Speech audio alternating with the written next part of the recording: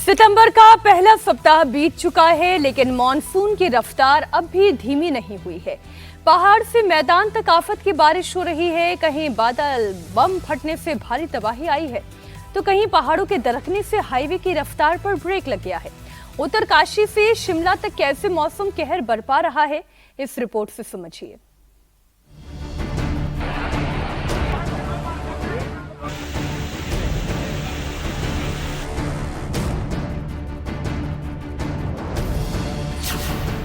पहाड़ से मैदान, चारों तरफ त्राहिमाम। तबाही का सैलाब, मुसीबत बेहिसाब।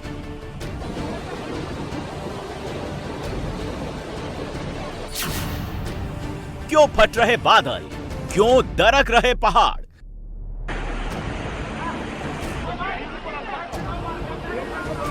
पहाड़ से मैदान तक बादल जमकर कहर बरपा रहे हैं। बादल फटने से जहां पहाड़ों पर भारी तबाही हो रही है, वहीं पहाड़ के दरकने से लोगों की मुसीबत बढ़ रही है। हाईवे समेत तमाम सड़कों के बंद होने से पहाड़ पर जिंदगी ठहर सी गई है। पहाड़ के साथ ही मैदानी इलाकों में भी आफत की बाढ़ आई है। पूरा पंजाब जहां बाढ़ की चपेट में है, तो हरियाणा और राजस्थान के भी कई इलाके पानी पानी हो गए हैं। आसमानी आफत के सामने लोग त्राहिमाम कर रहे हैं। तबाही का यह मंजर उत्तराखंड के उत्तरकाशी का है। बड़कोट तहसील के नौगांव में एक बार फिर बादल फटने से भारी तबाही हुई। यह वही बरसाती खड्ड है जिसमें अचानक आए सैलाब से अफरा तफरी मच गई है। लोग कुछ समझ पाते उससे पहले सैलाब के साथ आए मलबे ने सब कुछ तहस नहस कर दिया। बादल फटने से नौगांव के स्योरी फल पट्टी इलाके में सबसे ज्यादा तबाही हुई। पहाड़ पर फटे बादल बम से 6 से ज्यादा घरों को नुकसान हुआ है।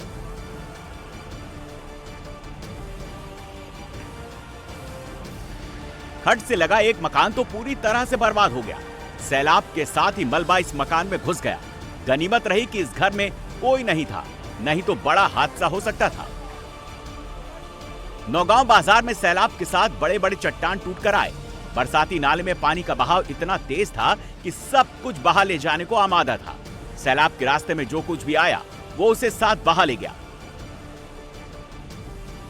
सड़क किनारे खड़ी गाड़ियां तिनके की तरह सैलाब में बह गईं। भारी भरकम गाड़ियों की जल समाधि बन गई। सड़कों पर दरिया बहने लगा। सड़कों पर मलबे का अंबार लग गया।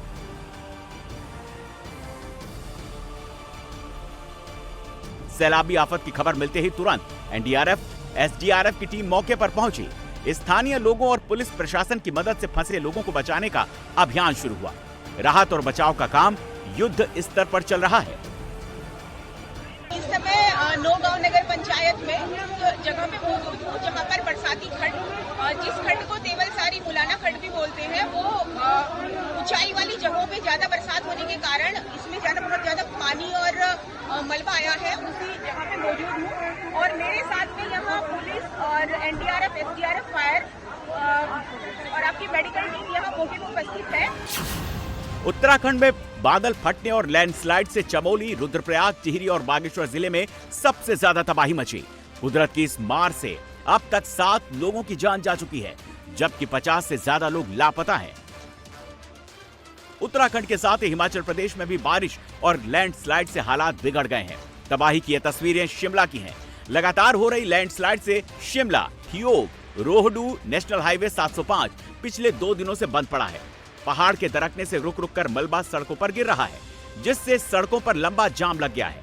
सड़क के दोनों किनारे करीब 400 गाड़ियां खड़ी हैं, जिसमें कई सेब से लदे ट्रक भी शामिल हैं, जो रास्ते में फंसे हुए हैं। हालांकि प्रशासन ने मौके पर सड़क बहाली का काम शुरू कर दिया है, लेकिन लगातार मलबा गिरने से सड़क खोलने में दिक्कतें आ रही हैं। इससे सेब उत्पादकों को भारी नुकसान की आशंका है। हिमाचल प्रदेश में बादल फटने और लैंडस्लाइड से तबाही हुई है। मॉनसूनी सीजन के दौरान 20 जून से 6 सितंबर तक अब तक 366 लोगों की जान जा चुकी है। इसमें 203 लोगों की मौत बारिश और बाढ़ से हुई है, जबकि 163 लोगों की जान बारिश के चलते सड़क हादसे में हुई है। बारिश और लैंडस्लाइड से 7 नेशनल हाईवे और 1155 सड़कें बंद पड़ी हैं। अब तक 3525 करोड़ रुपए से ज्यादा का नुकसान हो चुका है। तस्वीरें आप देख रहे हैं, ये सैलाब का ऐसा प्रहार हुआ है कि जहां तहां तबाही आ गई है। कहीं घर डूब गए हैं तो कहीं गाड़ियां बह गई है तो कहीं दुकानों के अंदर पानी आ गया है। ये तबाही के निशान हैं जो जगह जगह पहाड़ी इलाकों से लेकर मैदानी इलाकों तक दिखाई दे रहे हैं। एसडीआरएफ और एनडीआरएफ की टीम के कंधों पर बहुत बड़ी जिम्मेदारी है। बाढ़ प्रभावित लोगों तक न सिर्फ राहत और सहायता पहुंचानी है, उन्हें वहां से रेस्क्यू भी करना है। तस्वीरें आप देख रहे हैं, कई जगह सड़कें बह चुकी हैं। एक शहर से दूसरे शहर का संपर्क टूट गया, एक मोहल्ले से दूसरे मोहल्ले का संपर्क टूट गया है क्योंकि फ्लैश फ्लड की वजह से सड़क तक बह गई है। उत्तरकाशी की ये दिल दहला देने वाली तस्वीर है और केवल उत्तराखंड ही नहीं बल्कि हिमाचल प्रदेश में भी बाढ़ और बारिश की वजह से 300 से अधिक लोगों की जान जा चुकी है।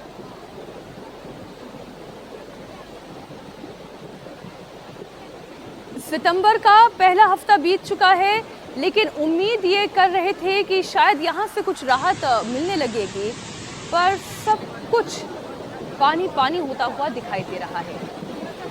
सड़कों में, शहरों में, गांव में तबाही ही तबाही आई है। अब बात पंजाब की भी करेंगे। पंजाब में सैलाबी आफत का दायरा लगातार बढ़ रहा है। लुधियाना में बाढ़ का खतरा मंडरा रहा है। सतलुज नदी में उफान के चलते ससराली गांव में बांध टूट चुका है। इसके बाद पानी खेतों में घुस गया है।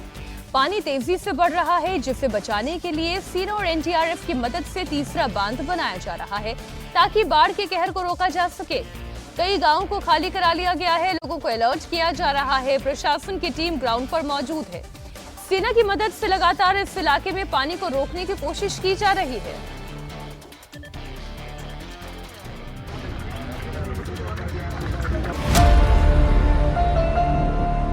उत्तराखंड, हिमाचल के साथ ही पंजाब और हरियाणा में भी हालात बिगड़ गए।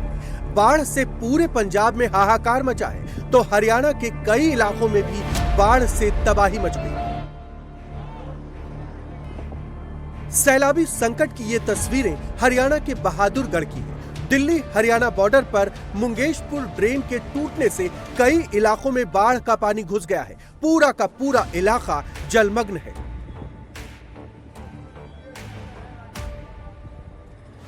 नजफगढ़ रोड पर स्थित सीवरेज ट्रीटमेंट प्लांट के ठीक सामने ड्रेन के दूसरी तरफ ये गीतांजलि कॉलोनी जो पानी में डूबी है। यहाँ से अभी भी ड्रेन का पानी कॉलोनी की तरफ बढ़ रहा है। ड्रेन और कॉलोनी में पानी का लेवल एक हो चुका है। हालांकि ड्रेन से पानी रोकने और तटबंध ठीक करने के लिए प्रशासन ने पूरी ताकत झोंक दी है। एक तरफ दिल्ली प्रशासन निगरानी कर रहा है तो दूसरी तरफ बहादुरगढ़ सिंचाई विभाग लगातार नजर बनाए हुए है। राहत और बचाव कार्य में सेना के 80 से ज्यादा और एसडीआरएफ के 40 जवान जुटे हैं। मुंगेश्वर ड्रेन के ओवरफ्लो हो जाने से बहादुरगढ़ में हालात गंभीर बने हुए हैं। चाहे वो रिहायशी इलाका हो, घर हो या इंडस्ट्री, सभी पानी में जलमग्न हो गया है। देखिए तस्वीरों में हम दिखा रहे हैं दूर दूर तक कि आपको जहां भी नजर जाएगी वहां आपको सिर्फ पानी ही पानी नजर आने वाला है। मुंगेश्वर ड्रेन ओवरफ्लो हो रहा है जिसके चलते यहाँ घरों में भी पानी चला गया है, उसके साथ ही साथ इंडस्ट्री में भी पानी चला गया है। कई सौ गाड़ियां डूब गई हैं, कई सौ घर डूब गए हैं, हजारों लोग फंसे हुए हैं। अब तक के कई लोगों को रेस्क्यू भी किया जा चुका है। अब तक के अगर बात करी जाए तो यहाँ पर 80 से ज्यादा जवान मौजूद हैं आर्मी के, उसके साथ साथ एसडीआरएफ के 40 जवान राहत बचाव के कार्य में जुटे हुए हैं। बचाव का कार्य कर लिया है।